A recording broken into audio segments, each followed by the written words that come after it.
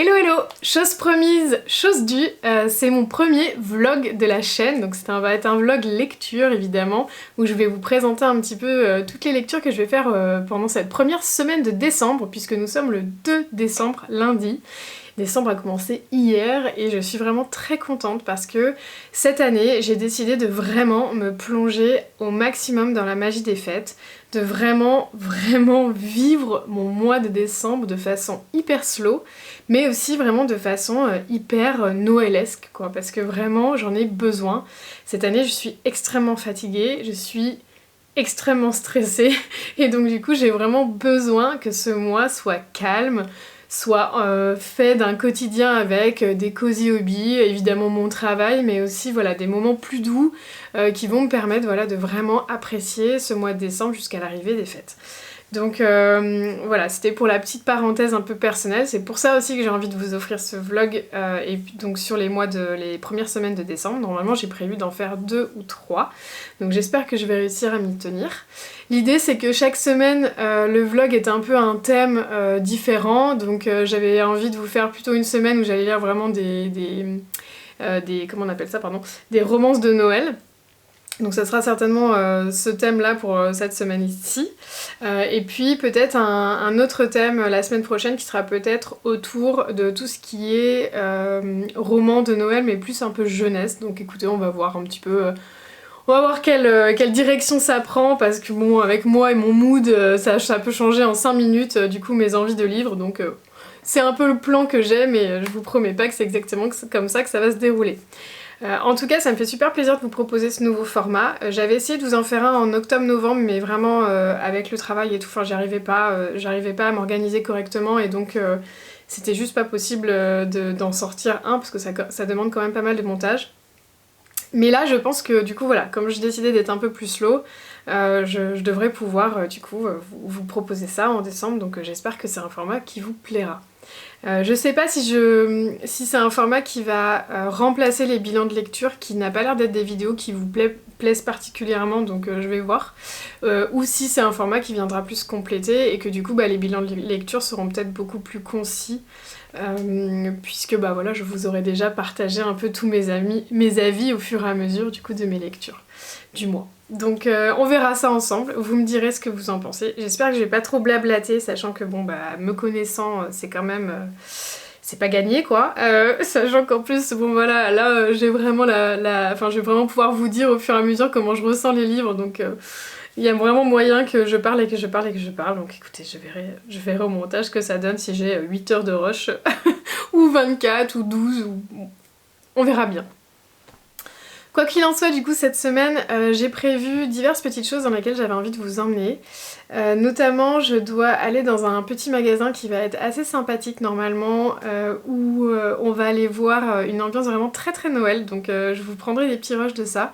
Ça me fait trop plaisir, j'y vais normalement mercredi, donc je devrais vous filmer quelques captures. C'est une boutique qui s'appelle, je crois, ça doit être American Store ou... États-Unis et Canada Store, je sais plus trop, je vous dirai ça quand j'y serai, je vous montrerai tout ça. Mais voilà, j'avais très envie d'y aller parce que j'avais envie de voir ce qu'ils pouvaient proposer comme produit un peu des US et du Canada, parce que du coup moi j'ai vécu 4 ans au Canada et c'est un pays qui me manque beaucoup, notamment pour ses produits, et notamment dans cette période de l'hiver et de Noël et tout, parce que c'est vraiment... là-bas, chaque célébration est vraiment vécue à fond, donc du coup j'avais envie de voir si j'allais retrouver peut-être des petites choses de là-bas, donc ça me fait super plaisir. Donc il y aura forcément des petits rushs de ça.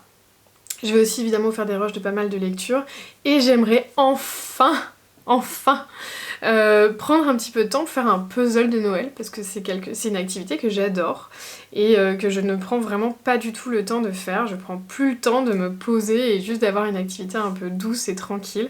Donc écoutez, voilà, c'est mon petit challenge de la semaine, c'est de me dire allez, tu prends un petit moment pour toi pour faire un petit puzzle. Donc là je vous prends dans mon bureau parce que je vais commencer à travailler et que du coup mon premier livre que je vais lire cette semaine avec vous, ça va être Les 4 filles du Dr March de Louisa May Alcott, que du coup je vais faire très probablement une grosse partie en audio. Donc je vais me le prendre sur Audible. J'ai vu que la narratrice avait l'air super et en plus de ça il fait quand même 20 heures, donc je pense qu'il va vraiment m'accompagner un bon moment dans mon travail et ça c'est quand même très chouette parce que J'adore le format audio, c'est vraiment un format qui me passionne. Mais en plus de ça, de savoir que c'est un format qui me permet d'allier et mon travail et ma passion, bah du coup ça me ravit quoi. Donc là en plus la narratrice a l'air géniale, donc j'ai vraiment trop hâte. Donc je pense que là aujourd'hui je vais passer une bonne partie de la journée à écouter ça. Ensuite, j'aimerais bien aussi entre midi et deux, parce que ça c'est une nouvelle aussi, ça fait partie aussi de mes nouvelles résolutions un peu slow. Donc on va voir si j'arrive à m'y tenir, parce que souvent entre midi et deux je fais plein de trucs pour la maison, je m'occupe des lessives, des trucs et tout, et donc mon midi passe en 5 minutes. Donc là je me suis dit, allez, essaye de prendre quand même une demi-heure, 3/4 d'heure pour lire, t'asseoir, justement dans cette bibliothèque que tu viens de refaire et que t'adores, pour apprécier un peu ta lecture. Donc du coup j'avais envie de sortir Lightfall, le tome 2 de Tim Probert, qui s'appelle donc L'ombre de l'oiseau. Donc c'est une série du coup, c'est un roman illustré. C'est génial, moi j'ai vraiment beaucoup aimé le 1, c'est plutôt jeunesse, même si je trouve que l'histoire est quand même très riche, et donc du coup on s'ennuie pas du tout. Du coup on suit deux personnages qui sont donc Béa et Cad, qui cherchent finalement le grand-père de Béa qui a plus ou moins disparu, enfin qui est parti en fait, pour une espèce de quête, enfin de raison, mais le problème c'est que son grand-père a tendance un peu à perdre la mémoire et à perdre un peu la tête, et donc Béa est extrêmement inquiète, et donc elle va devoir faire face notamment à son anxiété pour voilà, partir à l'aventure avec ce Galdurien là qui va tomber un peu sur son chemin et qui cherche aussi son grand-père pour une toute autre raison. Et donc tous les deux vont voyager à travers leur royaume, enfin leur pays, leur contrée, pour retrouver le grand-père de Béa. Et franchement, le premier était génial, notamment parce que l'histoire était très chouette, mais aussi parce que vraiment les planches sont superbes, c'est vraiment très beau, et c'était très automnal. Là, je trouvais que la couverture faisait très hivernale, ça faisait partie de ma pile à lire pour le mois de novembre, et malheureusement, j'ai pas du tout réussi justement à me poser comme ça un petit peu, 1, 2, 3 fois pour me dire allez tu le lis. Donc cette semaine je veux absolument l'avoir lu, ça fait vraiment partie de mes challenges personnels.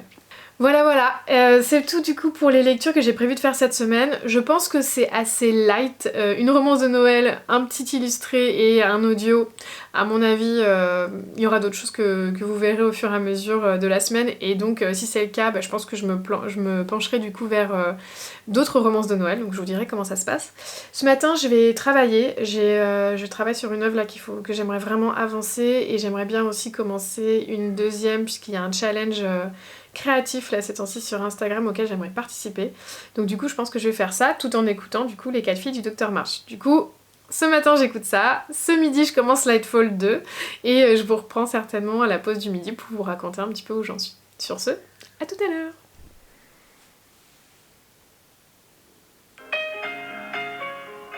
Les 4 filles du Dr March de Louisa May Alcott, interprétée par Caroline Maillard.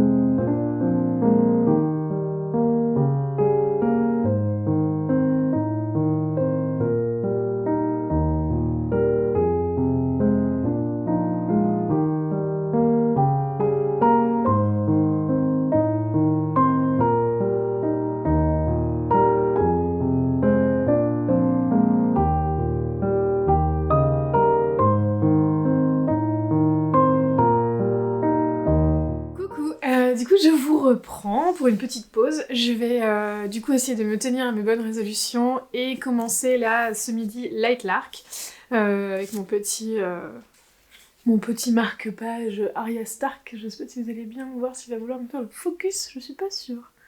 La caméra fait un peu de sienne ce temps-ci. Ah voilà. Donc écoutez, je vais faire ça là ce midi, je vais lire un petit peu et comme ça je vous raconterai si c'est aussi bien que le 1. J'ai pris mon petit thé dans mon petit mug Père Noël qui je me devais de vous le montrer, est aussi trop très très très mignon. Et aujourd'hui c'est un petit thé de la marque Thé Héritage puisque il s'agit du coup du thé du calendrier l'Avent, parce que donc ma maman m'a offert le calendrier l'Avent Thé Héritage. Alors je sais pas si vous allez voir mais chaque thé en fait a une petite forme, donc ça c'est trop mignon là. Aujourd'hui c'est le petit renard. Par contre il n'y en a pas beaucoup, alors je sais pas si ça a bien infusé, je vous dirai. Mais voilà, donc du coup aujourd'hui c'était un thé Earl Grey noir, donc c'était parfait après manger. Donc du coup ce matin j'ai bien commencé du coup les 4 filles du Docteur March.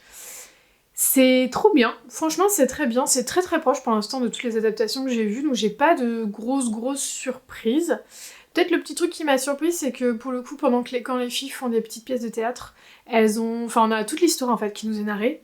Donc quand elles jouent là la pièce de théâtre avec Rodrigo, etc. et tout, on a vraiment toute l'histoire. Et donc à un moment donné, j'ai relevé la tête en me disant mais je suis où là? Pourquoi on parle de ça, etc. et tout, enfin de cap et d'épée, enfin de poison et tout. Et en fait, c'est là que j'ai compris qu'en effet, elle était en train de narrer l'histoire du coup qu'écrit Joe pour ses sœurs et pour leur théâtre. Donc ça c'est peut-être le truc qui m'a le plus surpris parce que ça prend quand même pas mal de temps dans la narration, donc je me suis dit ok je suis pas sûre que c'était ultra nécessaire, mais bon, pourquoi pas. Mais sinon non, c'est trop cool. Le seul petit défaut je dirais de la narration, parce qu'elle a une très belle voix, et c'est qu'en fait elle change pas trop de voix entre les filles, et du coup comme elles sont toujours en train de se papoter entre elles, j'avoue que par moments j'ai un peu du mal à savoir qui parle. Donc ça va que je connais vraiment l'histoire extrêmement bien, donc après je me dis ah oui non ça c'est Meg, ah non ça c'est Joe et tout. Mais c'est vrai que par moments je m'y perds un peu. Mais non c'est trop cool, je passe un trop bon moment, donc je suis super contente. Je vais continuer là cet après-midi en dessinant parce que c'est vraiment l'ambiance de Noël que je recherchais quoi. Vraiment les 4 filles du Docteur March en fond, le thé bien chaud, l'activité un peu cosy, donc vraiment c'est trop cool. Et puis là, écoutez, je vais me faire une demi-heure, 3/4 d'heure de Light Lark pour voir un petit peu où j'en suis, parce que c'est quand même un gros pavé, mine de rien, ce livre, même si c'est illustré, ça prend quand même un peu de temps, donc j'étais curieuse de savoir combien de temps je mettais pour lire ça. Donc voilà, écoutez, sur ce, à tout à l'heure pour un petit update.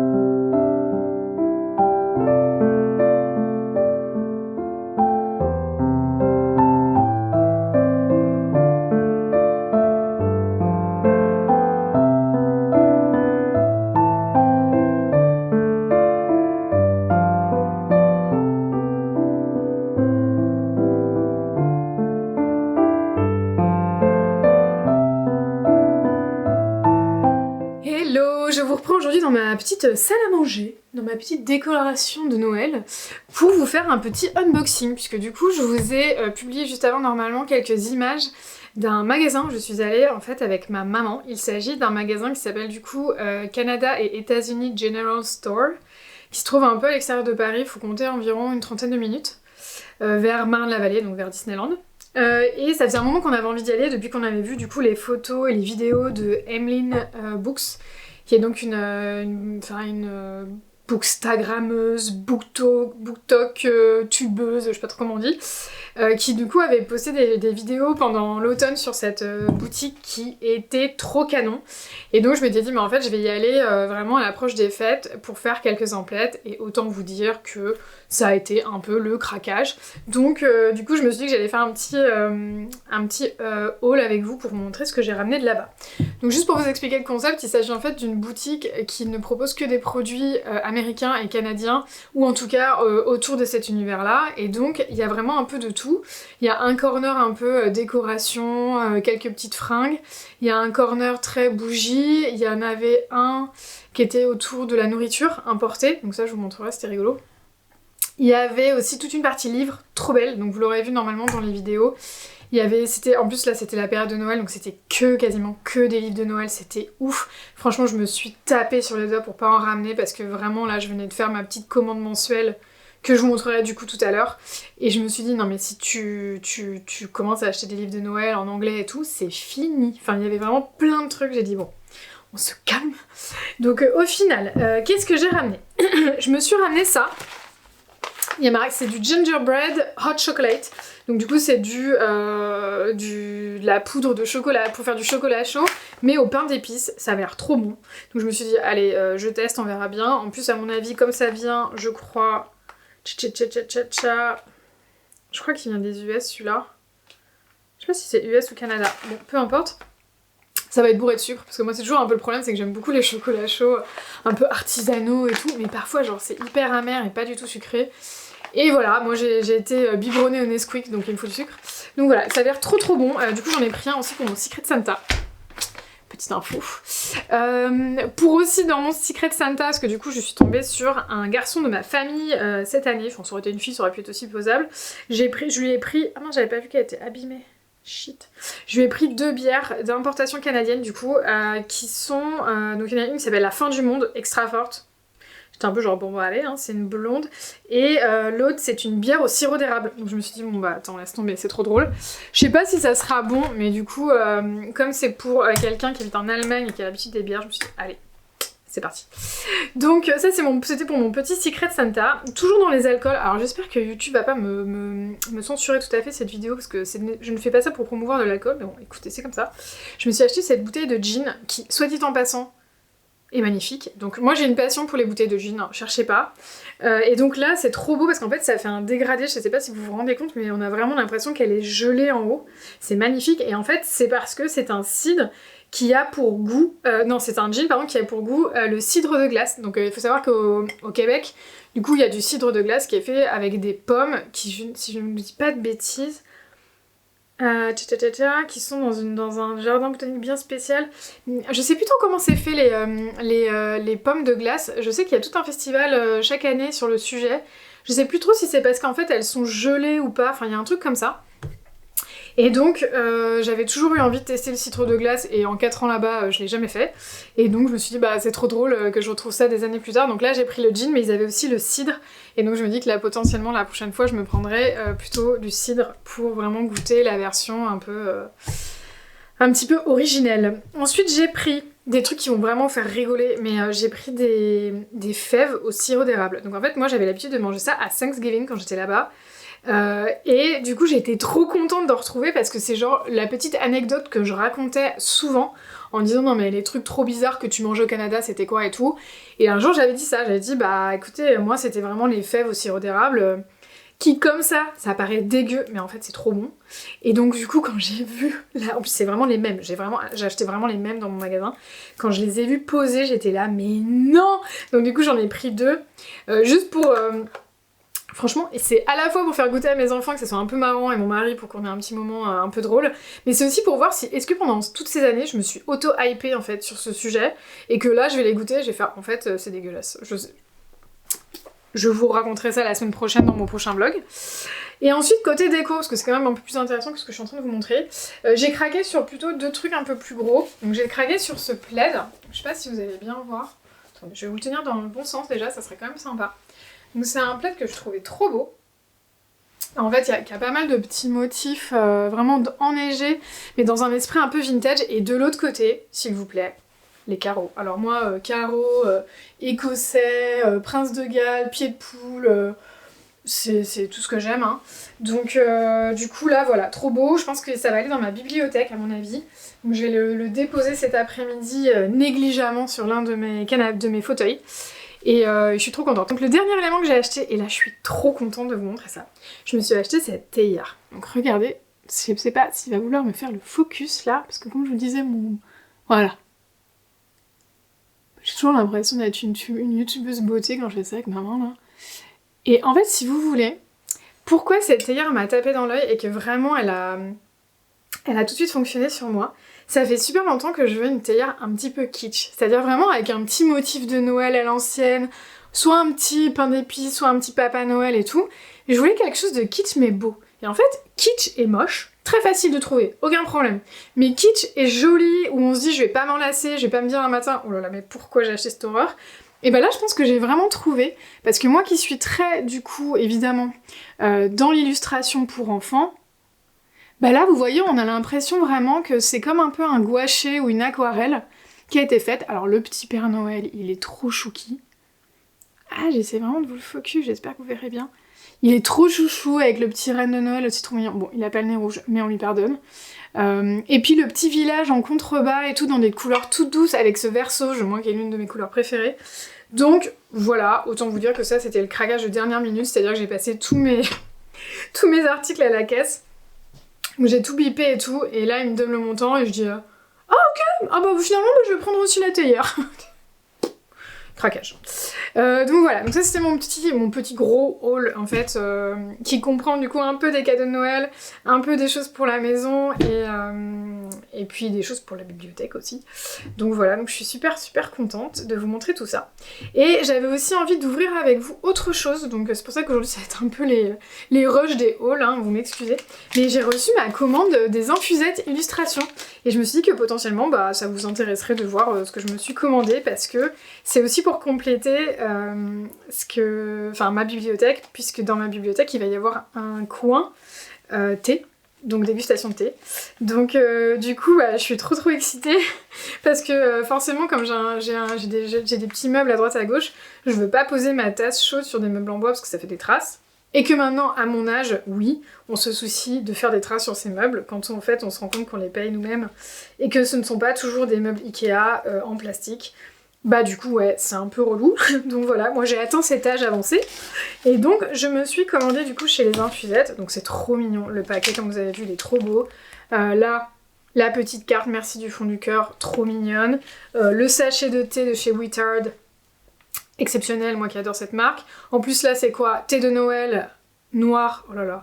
J'avais vu qu'en fait je suis trop surprise parce qu'elle avait montré qu'elle avait des sachets, c'était vin chaud. Et moi c'est pas trop mon truc, j'avais envie de goûter mais j'étais pas genre hyper excitée. Mais en fait là je me rends compte que c'est genre le thé de Noël chez Wittard. J'adore cette marque, j'adore le thé de Noël donc trop contente. Et en plus elle m'a mis un petit stickers cadeau, trop chouchou aussi, qui va directement aller dans mon bullet journal, enfin dans mon reading journal. Donc on va ouvrir ensemble. C'est vraiment le vlog, je vous aurais raconté ma life. Mais écoutez, voilà, je pense que c'est un peu le principe. Je suis pas très hyper à l'aise du concept, j'ai un peu l'impression de parler tout seul dans ma maison, mais tout va bien. Et donc je me suis commandé un set de 4 dessous de tasses. Et ce sont toutes en fait des aquarelles. Donc là vous avez une... Alors qu'est-ce qu'on a? Alors là... Le salon de thé et de tricot. Trop chou. Avec en fait dans la cabine téléphonique, je sais pas si vous allez voir, mais c'est des pelotes de laine. Trop mignon. Ensuite on a Winter Cozy Mystery. Donc ça va être un... Moi j'ai l'impression, c'est trop drôle quand je vois ça.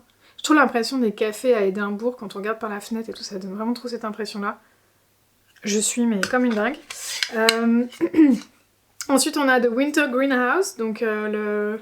Comment on appelle ça une greenhouse? C'est pas une véranda, c'est... Je retrouve le nom. Là ça revient pas. Trop choupi aussi avec le petit chat qui dort. Et Christmas at the Bookshop, donc là on est dans l'intérieur d'une librairie. Je pense sincèrement que c'est mon préféré, en plus c'est trop raccord avec la lecture que j'ai faite Noël à la charmante librairie. Mais regardez-moi cette beauté. Donc en fait je suis trop contente. Alors certes ils ont un thème Noël, mais en fait moi ça me va trop bien parce que de toute façon toute l'année je bois du thé de Noël. Donc de toute façon, je vais être trop contente toute l'année de poser mes tasses sur ces jolis petits sets. Et je trouve qu'en fait, c'est trop mignon quand tu reçois une copine ou quand t'es avec ton mari et que tu te prends tes 2 petits thés et tu mets ça sur des jolis petits sous-tasses et tout. Et bah écoutez, moi je trouve que ça fait son petit effet et je suis trop contente. Donc je vous invite vraiment à vous renseigner sur cette illustratrice du coup qui s'appelle Les Infusettes. Elle a vraiment un univers autour du cosy, autour des livres, autour de l'anglo-saxon, donc tout ce qui est autour, voilà, l'Angleterre, beaucoup l'Angleterre, plus que anglo-saxon d'ailleurs, vraiment l'Angleterre. Je suis pas trop sûre que j'ai vu des choses sur l'Écosse, etc. et tout, faudrait que je regarde. Mais voilà, c'est hyper adorable, elle est d'une gentillesse, mais vraiment sans nom. Donc je vous conseille 1000 fois, si vous aimez un peu les univers comme ça, aquarellables, mais avec des couleurs qui vont être assez marquées quand même, c'est-à-dire qu'on va pas être dans l'aquarelle, vous savez, très flou, très pâle, etc. Donc là, ça pourrait limite être de la gouache qu'on ferait pas trop la différence parce que c'est vraiment ces couleurs sont marquées et tout, elle fait vraiment ces choix-là. Et c'est très chouette. Et du coup, je me suis pris aussi, bah oui, parce que comme Christmas at the Bookshop était vraiment ma préférée, bah, je me suis pris aussi le marque-page. Et je me suis dit, mais celui-là, dans mes romances de Noël, je vais être trop contente de le ressortir et tout. Donc voilà, petit moment excitation terminé. Du coup, je vous reprends tout à l'heure pour vous parler de mes lectures en cours. Écoutez, ce sont les aléas du vlog, je suis désolée pour cette transition un peu malheureuse. Je me rends compte en voulant commencer le montage que malheureusement il y a pas mal de mes shots, de mes rushs qui étaient du coup flous. Et donc ils sont vraiment inexploitables, donc du coup je suis un petit peu obligée de retourner a posteriori, mais c'est pas grave, ça vous fera des updates un peu plus longs, un petit peu plus complets en tout cas, parce que ça a vraiment des petits bouts, mais bon voilà, c'est un peu dommage. J'espère que ça vous dérangera pas trop. Écoutez, comme je vous dis, c'est mon premier vlog, c'est un peu la catasse, ça part un peu dans tous les sens. Je me rends compte aussi que là, je vous ai pris des captures que je vais vous montrer d'après d'un magasin où je suis allée. En fait, je les ai pris avec mon portable, je les ai pris en portrait, donc du coup, je pense que ça va faire un rendu un peu bizarre. Écoutez, c'est la première fois, c'est le moment de se planter, et puis le prochain sera un petit peu mieux, j'ose espérer. Quoi qu'il en soit, du coup, je voulais faire un update, parce que du coup, je vous ai filmé tout un morceau où je vous disais que je lisais Lightfall, et je vous ai pas du tout raconté, de fait, vu que j'ai pas mes rushs, comment ça s'est passé, donc je vous reprends le livre. D'ici là, vous aurez mon update lecture de novembre, donc vous saurez. Et donc vous saurez que du coup j'ai adoré ce livre, et ce qui m'a fait énormément de bien, c'était vraiment de prendre le temps, le midi, de me dire je me pose, je lis un livre en entier et je le termine. Et c'est ça je pense qui m'a fait super plaisir, parce que j'ai plus l'habitude, vous voyez, de lire un livre du début à la fin rapidement, vu que je lis énormément de fantasy qui sont des pavasses énormes. Ça m'a fait du bien. Enfin, ce sentiment un peu, vous savez, d'accomplissement quand vous terminez un livre et que vous le posez, qu'il est fini, il est plus dans votre pile à lire, il est plus au fond de votre tête, ou dans un coin de votre tête, ou quoi que ce soit. C'était super agréable. Bon, évidemment, c'est un illustré, donc c'est plus facile, mais je me suis dit, tiens, j'ai envie de donner plus de place à ce genre de recueil-là, parce que ça me fait du bien aussi, voilà, d'avoir des sessions lecture un peu plus courtes. Donc Lightfall, L'ombre de l'oiseau, du coup, le tome 2 de Tim Probert, il était génialissime. J'ai trouvé, comme je vous ai dit dans mon update, que vraiment les personnalités en fait des personnages s'étaient vraiment développées dans ce tome-là, et les particularités de chacun, les caractères de chacun vont vraiment participer à l'histoire, vont vraiment leur faire faire des choix qui vont amener l'intrigue dans un sens ou dans un autre. Et ça, j'ai trouvé ça hyper bien fait, et j'ai trouvé ça hyper intéressant. Ce que j'ai adoré aussi avec ce livre, c'est que je l'ai trimballé un peu partout, parce qu'à un moment donné, je sais plus, je voulais me poser, je voulais le lire et tout, et au final, j'y arrivais pas pendant le week-end. Et tous les enfants qui étaient là, parce qu'il y avait beaucoup d'enfants chez moi ce week-end, voulaient lire le livre. En fait, ils voulaient que je leur lise ça, donc ce qui était évidemment pas possible. Mais vraiment, ils étaient attirés comme des fous, ils l'ont tous feuilleté, ils l'ont tous trouvé trop beau. Et je me dis que qu'un livre comme ça, qui est jeunesse mais quand même adulte, puisse plaire comme ça à des enfants qui ont 3 à 5 ans, qui sont vraiment l'œil attiré par l'ouvrage, bah, c'est que pour moi c'est un ouvrage qui est quand même vraiment très réussi. Donc voilà, écoutez, c'est une réussite. C'est vraiment un livre à mettre entre toutes les mains. Sachez quand même qu'en termes d'intrigue pour les enfants, C'est pas ultra violent, donc moi je pense que ça peut être donné assez tôt, mais je trouve qu'il y a certaines illustrations qui parfois sont un tout petit peu illisibles. On a un petit peu du mal à savoir ce qui se passe, et donc ils vont peut-être passer à côté de certaines choses. Ça, il faut un peu le savoir. Moi je pense que si aux alentours du 8 ans, on peut le donner, mais je pense que ça sera un peu compliqué de comprendre toutes les subtilités. C'est pour ça que c'est intéressant d'ailleurs, parce que c'est un livre du coup qui peut vraiment être lu à tout âge. Donc écoutez, mon amour pour Lightfall se concrétise, et vraiment avec ce tome 2, encore meilleur que le tome 1. Je suis arrivée à la fin sur un cliffhanger de fou. J'ai dit bon, je ne vais pas m'acheter le tome 3 tout de suite, je vais être raisonnable, mais croyez-moi, je me tape sur les doigts.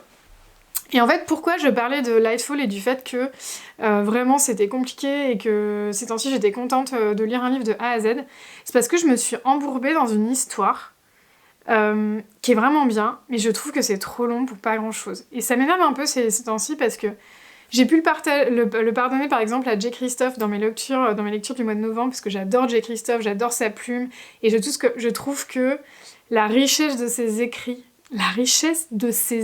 c'est pas très facile à dire, font que je lui pardonne en fait. Les côtés où les livres parfois sont un peu trop longs et c'était peut-être pas nécessaire. Mais celui-ci, j'ai du mal à y retourner, donc on va voir si j'arrive à le lire. On va voir si j'arrive ce week-end à me dire bon allez, tu le plies, on n'en parle plus et tout. Ou si, comme j'ai genre 4-5 lectures en cours, je vais continuer à attendre et que ça va finir un DNF. Il s'agit du coup du livre perdu d'Azraël, je crois que c'est comme ça qu'il s'appelle. Je vous remettrai le titre, mais je me suis plantée, je me souviens plus trop. Donc je l'ai commencé il y a quelques jours, ça devait être en milieu de semaine dernière. On va suivre... Alors pour le coup, l'histoire est hyper intéressante, mais ça touche quand même un peu à de l'urban fantasy. Donc, alors il faut savoir que moi dans urban fantasy, c'est du moment qu'on lit de la fantasy et qu'ils ont des téléphones portables, t'es dans l'urban fantasy pour moi. C'est-à-dire que tu as beau ne pas être dans notre monde, etc. et tout, quand tu commences à avoir des voitures, des téléphones portables, des ordinateurs, des appareils photo, des appartes, des boudoirs, des cafetières... Pour moi, faut pas chercher, t'es dans l'urban fantasy. Donc on est un peu dans ce monde-là, on suit l'histoire du coup d'une jeune femme, dont je me souviens comme d'habitude pas le nom, je vous mettrai son nom, qui malheureusement a dû passer un pacte avec un démon pour sauver sa sœur, parce qu'elles étaient toutes les deux en train de mourir, etc. Et donc elle lui a dit, bah écoute, tu fais ce que tu veux de moi, mais tu sauves la vie de ma sœur, voilà. C'est un peu ça le pacte. Donc malheureusement, du coup, Caden, le démon, a décidé de prendre cette femme sous son aile. Je crois qu'elle s'appelle Olivia, mais je vais pas vous dire de bêtises. Et elle a décidé du coup il a décidé d'en faire une espèce de créature hyper puissante, hyper létale, et d'en faire son homme de main, quoi, sa femme de main, si vous voulez. Ce qui va se passer, c'est qu'il va lui demander du coup de partir à la recherche d'une relique perdue, donc ce livre, et qu'elle va bien malencontreusement mettre à mal toute une organisation de Célestiens, qui est un autre genre de créature dans ce monde-là. Et cette organisation va faire appel à un dieu qui du coup vivait reclus suite à la chute de son monde, et donc il vivait reclus, et donc il va arriver dans ce monde-là en disant « Bon, attendez, j'ai l'impression que vous m'avez appelé, c'est le bordel, qu'est-ce qui se passe ?» et tout, et il va rencontrer cette nana-là qui donc s'en prend au sien, quoi. Donc là, on est dans un vrai enemies to lover, parce que vous dire qu'ils peuvent pas s'encadrer, c'est le moins qu'on puisse dire. Enfin, vraiment, ils peuvent pas se blairer, ils veulent se tuer du début à la fin. Enfin, là, moi, je suis à 60% du bouquin. Ils commencent à peine à plus ou moins bien s'entendre. Donc vraiment, si vous voulez du enemies to lover, là, il est vraiment très très bien fait. Je trouve que l'univers est hyper riche, vraiment, je trouve que c'est hyper intéressant. Il y a un petit côté Crescent City, avec une histoire de bataille entre les mondes et entre les créatures qui ensuite se sont déversées dans un monde et tout, et là on est dans un monde du coup où il y a des mortels, des vampires, des célestiens, des igmorturiens, enfin plein de trucs un peu différents et tout, et c'est assez cool, il y a un côté un peu faction aussi. C'est pas mal. Par contre, le problème, c'est que ça devient long, quoi. Enfin, là, j'aime bien les personnages, j'aime bien l'intrigue, mais les gars, quoi, juste, il faut que ça avance, quoi.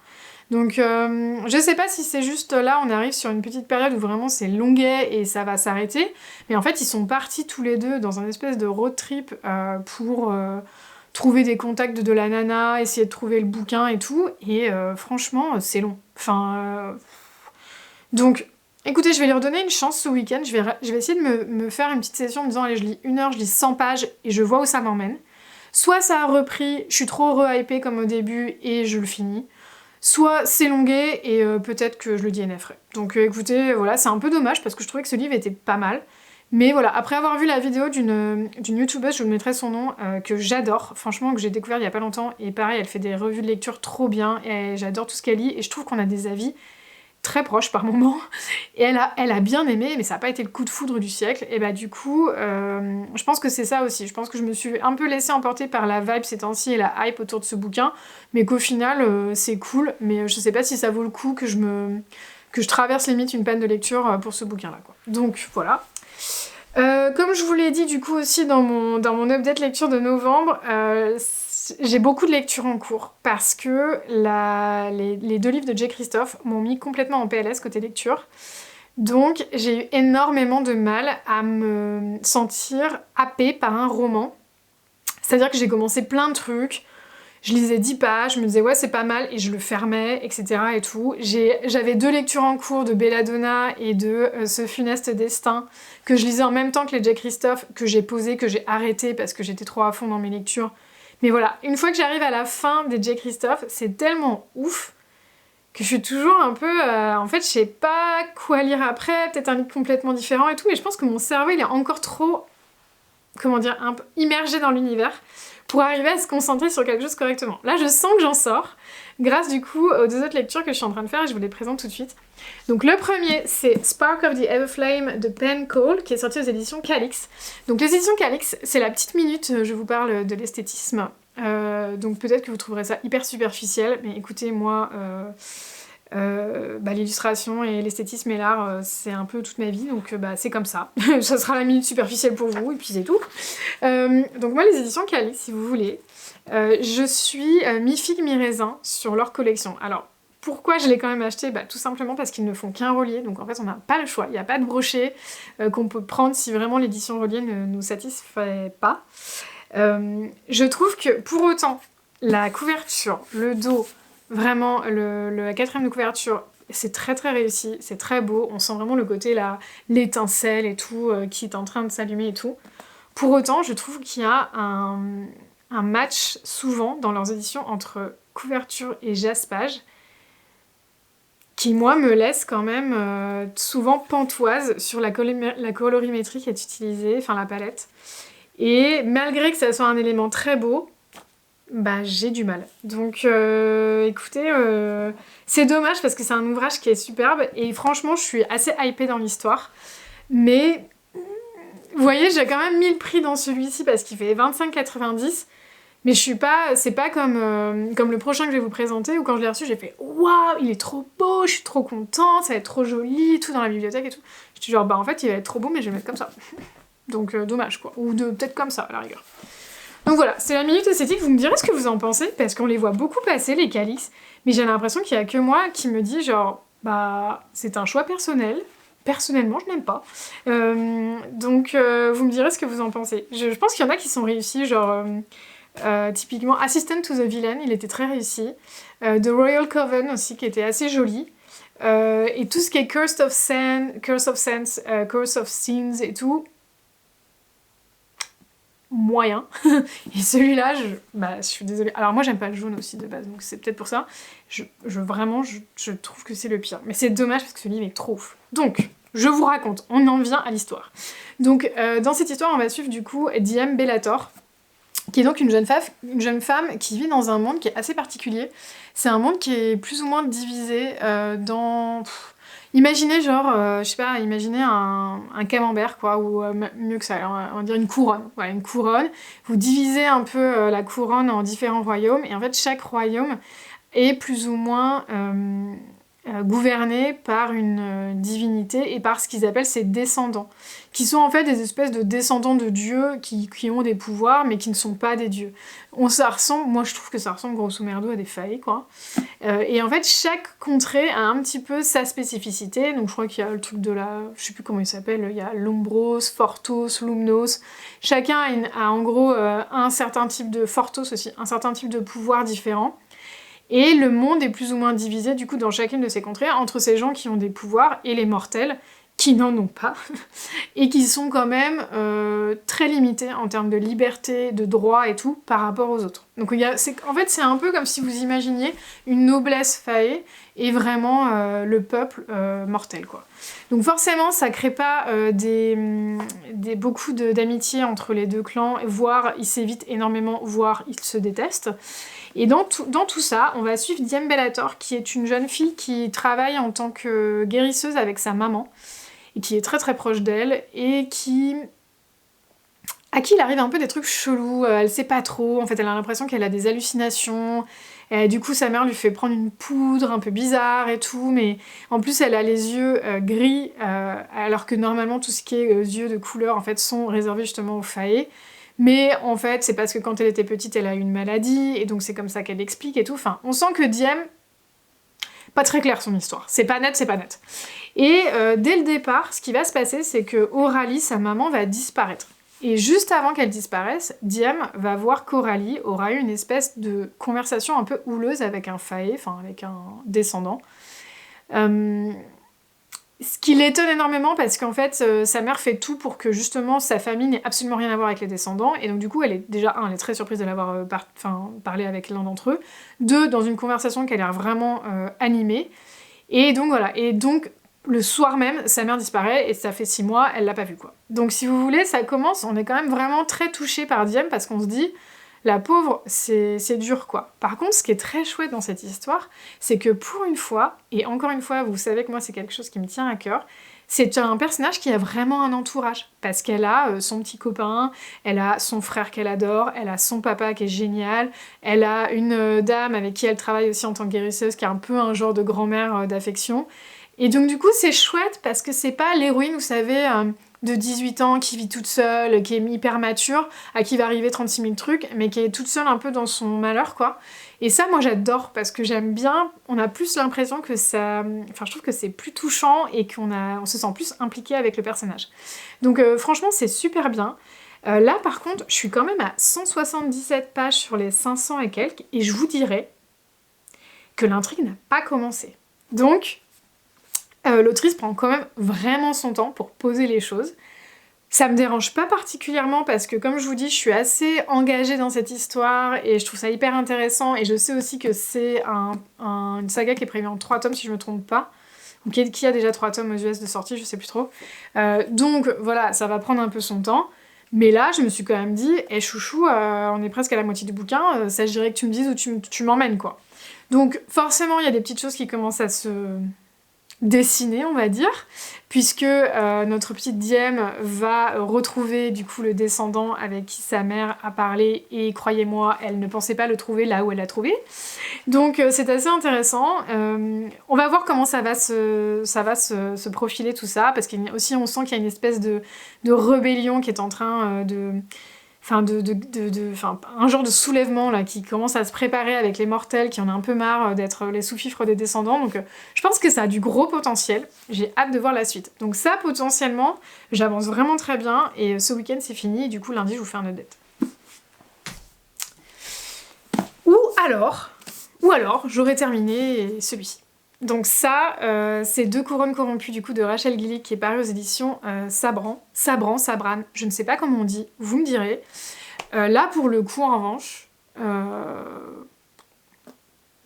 waouh quoi. Enfin moi j'ai plus d'autres mots quand on fait des illustrations de cette qualité-là, quand on fait des livres qui ressemblent à ça.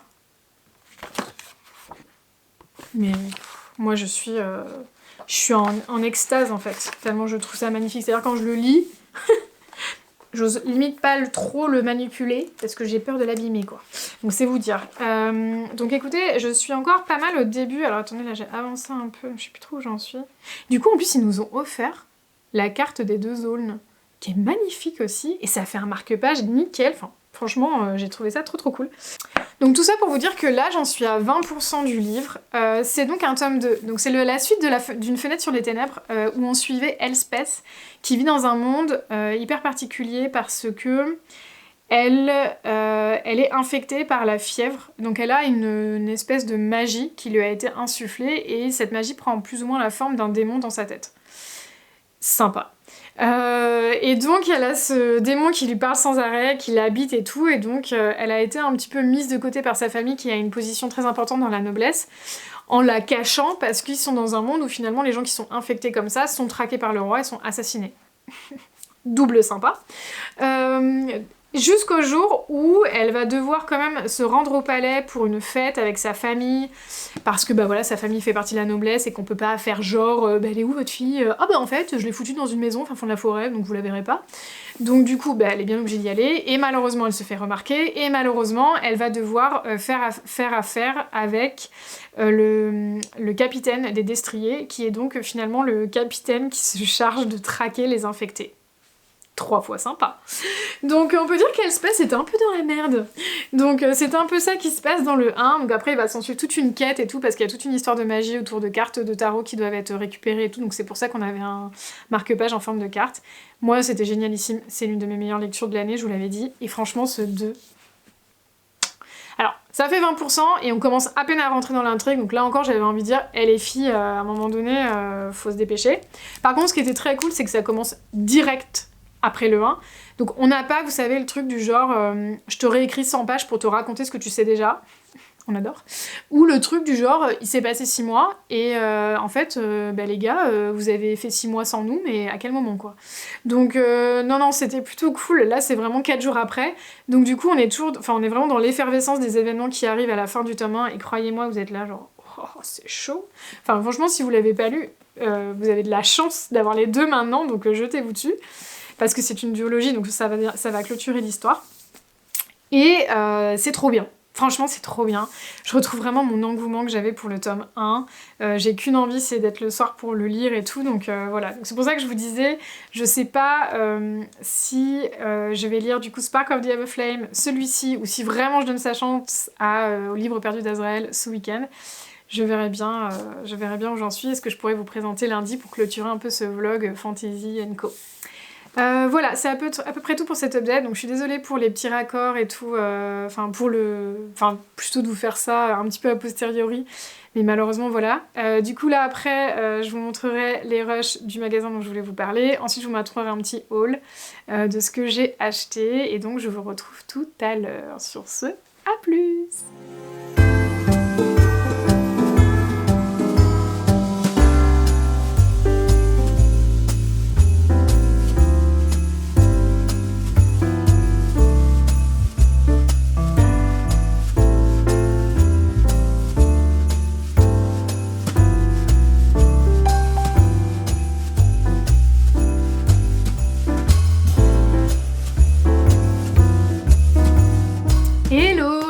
Du coup pour cette dernière entrée de ce vlog. Donc écoutez, j'avais vraiment très envie de vous reprendre une fois que j'aurai vraiment avancé dans mes lectures, pour que je puisse quand même vous clôturer quelques-uns des livres que j'avais commencé pendant cette semaine avec vous. Parce que sinon je me suis dit quand même que c'était pas ultra intéressant comme vlog pour vous. Donc du coup j'ai terminé ces 2 livres là, et j'ai terminé les 4 filles du Dr March, donc comme ça je peux vous faire un petit retour sur tout ça.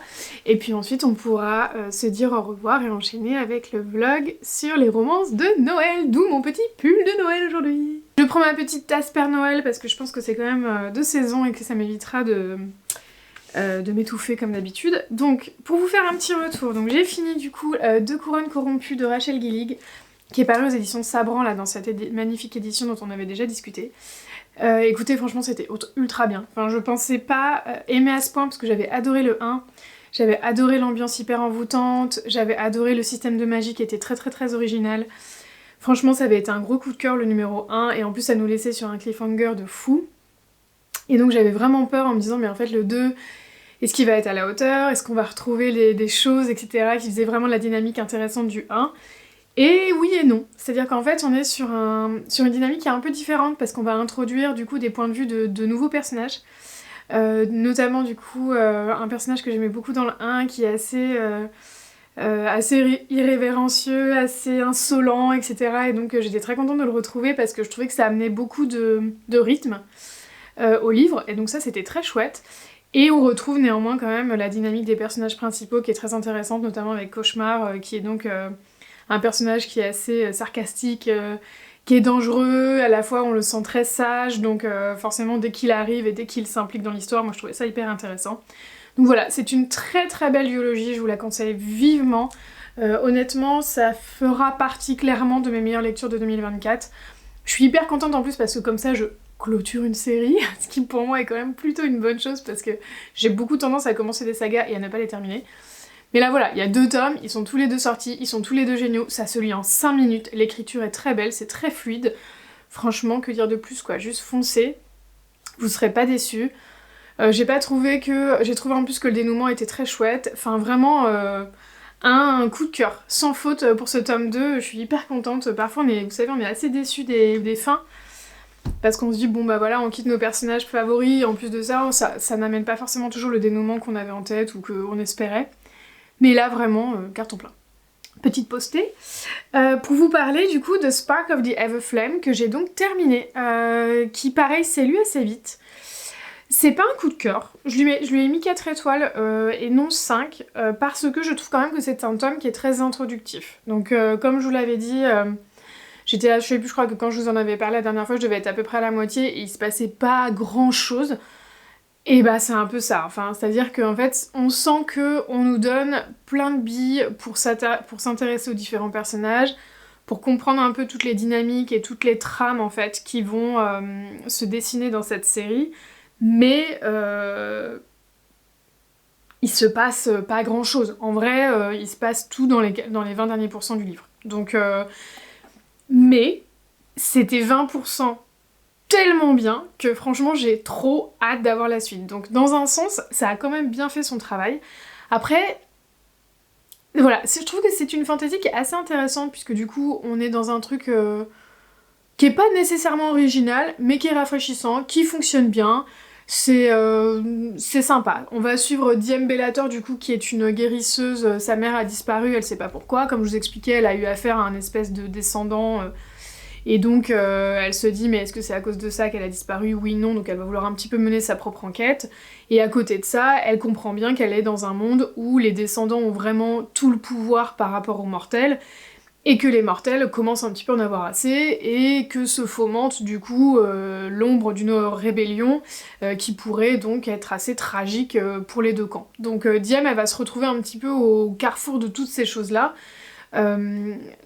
Et notamment aussi en train de se découvrir elle-même, puisque depuis que sa mère n'est pas là, elle a l'impression un peu que les choses changent aussi en elle, donc voilà. Donc c'était assez chouette, j'ai bien aimé le personnage de Diem, que j'ai trouvé assez chouette, pour le coup, vraiment bien construit.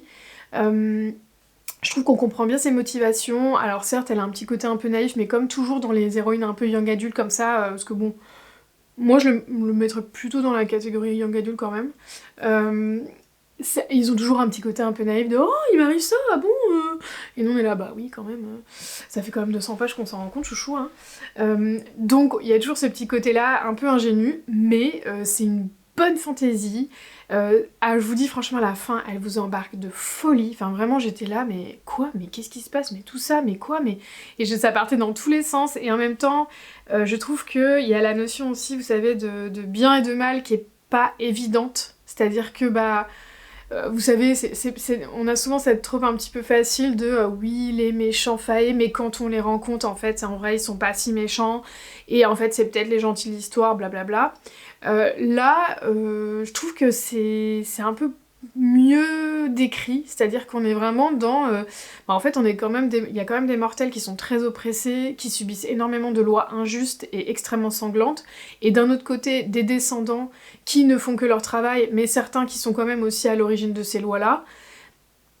C'est pas évident, en fait, de se dire, mais... Enfin, on est vraiment pas au milieu d'une guerre, mais pas loin, et donc, forcément, les 2 camps sont coupables, les 2 camps commencent à prendre des décisions qui vont avoir un impact aussi sur leur honneur, leur légitimité à prendre la tête du royaume si ils gagnent. Donc franchement, c'est assez bien fait, et moi j'ai trouvé que Diem, du coup, à travers ses réflexions, à travers le fait que ces 2 camps soient représentés par des gens qu'elle apprécie ou qu'elle aime, eh bien on se pose beaucoup de questions avec elle à ce sujet-là. Donc sur ce sujet-là, moi j'ai trouvé que c'était très chouette. J'ai pas... bon, il y a une micro-romance, mais c'est pas... voilà, c'est pas... Si c'est la romance, c'est pas votre truc, vous allez pas... Enfin, je pense que vous pouvez y aller les yeux fermés, y a aucun problème. Mais vraiment, voilà. Donc moi j'ai très hâte de voir la suite maintenant, parce qu'en fait, aux US, ça a fait un buzz de fou, ce livre, enfin, c'est-à-dire cette saga, enfin, vraiment, toutes les nanas sont là, ah non, mais c'est trop la meilleure saga, et le personnage principal masculin est incroyable et tout. Bon, là, j'attends de voir, hein, pour être honnête. Donc, voilà, donc j'attends qu'on ait passé un peu l'introduction, qu'on nous donne la suite, et puis je vous dirai ce que j'en pense, mais c'est sûr, c'est une saga que je vais continuer.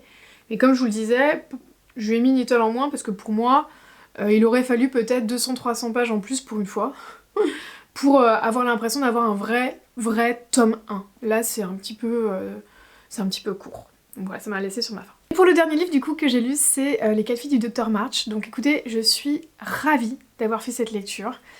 Je comprends beaucoup des choses qu'on lui a reprochées, parce que c'est vrai qu'il y a beaucoup de personnes qui ont dit voilà, quand on lit Les 4 filles du Dr March, on se rend compte que c'est vraiment un recueil pour gentilles filles, de comment être une bonne petite femme à l'époque, etc. Parce que du coup on est en pleine guerre de sécession, donc je crois qu'on doit être en 1860, quelque chose comme ça.